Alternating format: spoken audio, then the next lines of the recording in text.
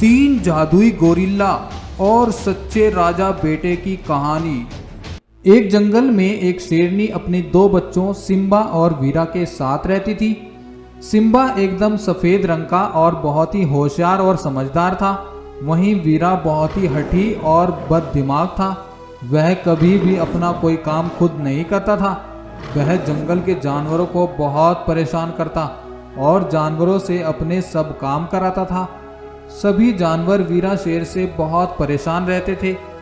एक दिन एक गाय शेरनी के पास आई और बोली, महारानी जी, महाराज शेर को मरे काफी समय बीत गया है और आपके दोनों बेटे भी अब जवान हो गए हैं।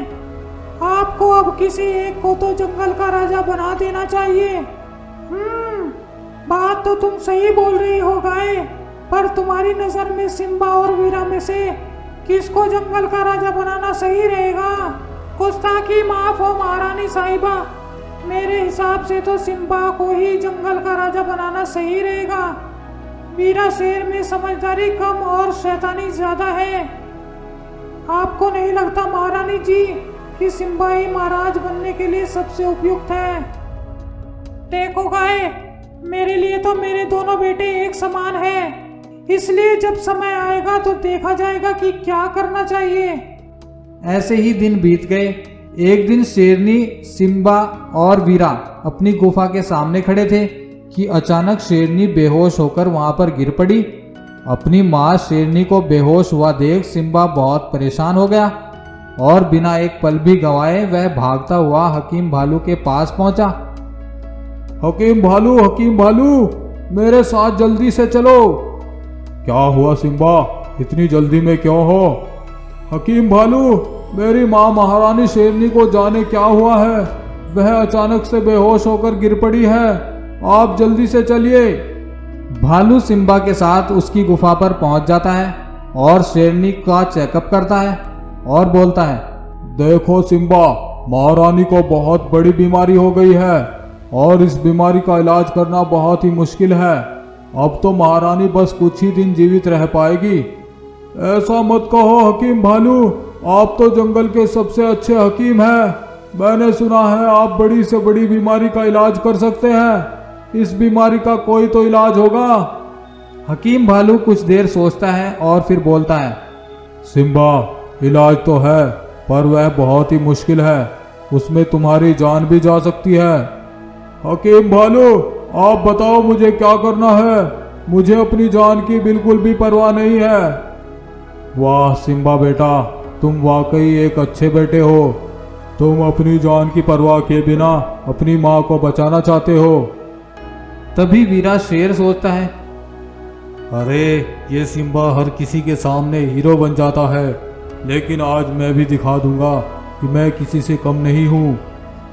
वीरा शेर बोलता है, हाँ हकीम भालू, आप बस बताओ कि हमें क्या करना है। हम दोनों मिलकर किसी भी हाल में वह काम करेंगे। तो सुनो, यहाँ से पश्चिम दिशा में तुम्हें 3 जादुई कुएं मिलेंगे। उनमें 3 जादुई गोरिल्ला रहते हैं। तुम्हें उनके पास से तिलिस्मी हड्डी लेकर आनी होगी, लेकिन याद रहे वह तीनों गोरिल्ला जादुई हैं और बहुत ही शक्तिशाली भी। ठीक है हकीम भालू, हम किसी भी कीमत पर वह तिलिस्मी हड्डी लेकर आएंगे।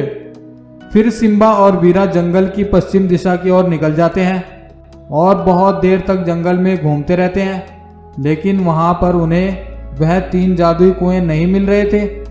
वीरा शेर चलते चलते थक चुका था। वह सिम्बा से बोला, अरे सिम्बा, लगता है उस हकीम के बच्चे ने हमें बेवकूफ़ बनाया है। यहाँ पर 3 तो क्या, एक भी कुआं दिखाई नहीं दे रहा है। नहीं वीरा, हकीम भालू बहुत ही अच्छा हकीम है। उसने जो बताया है वह निश्चित तौर पर होगा। हमें और कोशिश करनी होगी। फिर वह दोनों और आगे चलते हैं और बहुत देर चलने के बाद उन्हें वह 3 कुएं दिखाई देते हैं। वह दोनों कुओं के पास जाते हैं। तभी उन कुओं में से 3 जादुई गोरिल्ला निकलते हैं। तुम दोनों कौन हो और यहाँ पर क्या कर रहे हो? चले जाओ यहाँ से, नहीं तो तुम दोनों यहाँ से जिंदा नहीं लौट पाओगे। सिम्बा बोलता है, हम दोनों यहाँ पर तिलिस्मी हड्डी लेने के लिए आए हैं।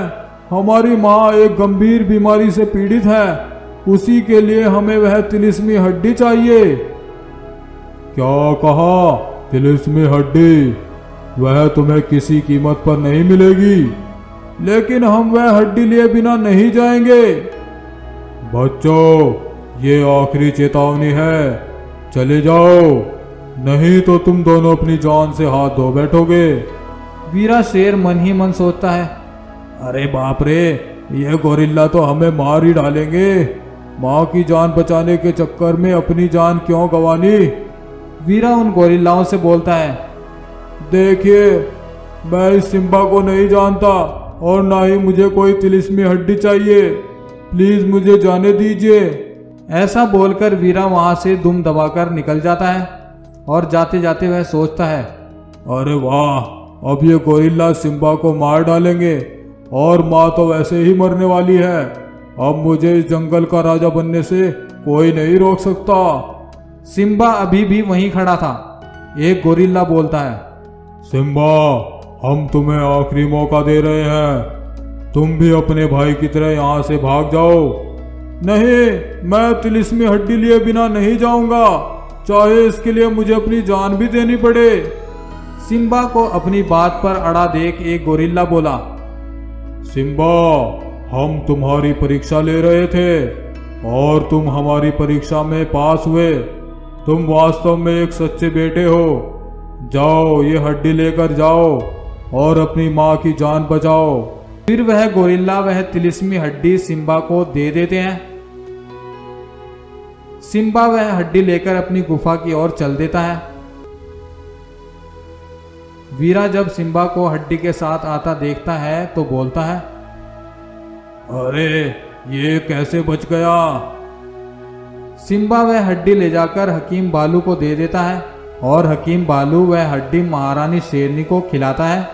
शेरनी वह हड्डी खाकर बिल्कुल ठीक हो जाती है। तभी वहां पर वह तीनों गोरिल्ला प्रकट होते हैं और शेरनी से बोलते हैं, महारानी जी, आपका बेटा सिम्बा वास्तव में आपका सच्चा बेटा है। ये हमारी परीक्षा में पास हुआ और आपकी जान बचाई, जबकि आपका दूसरा बेटा वीरा एकदम कायर है। आपको सिम्बा को ही इस जंगल का राजा बनाना चाहिए। शेरनी बोलती है, आपका बहुत धन्यवाद, आपने मेरी बहुत बड़ी उलझन को दूर कर दिया। अब से सिम्बा ही इस जंगल का राजा होगा और वीरा को अपने राजा की हर बात माननी पड़ेगी। फिर सिम्बा ही उस जंगल का राजा बनता है और अपनी जिम्मेदारी बड़े अच्छे से निभाने लगता है। जंगल के सभी जानवर बहुत खुश हो जाते हैं।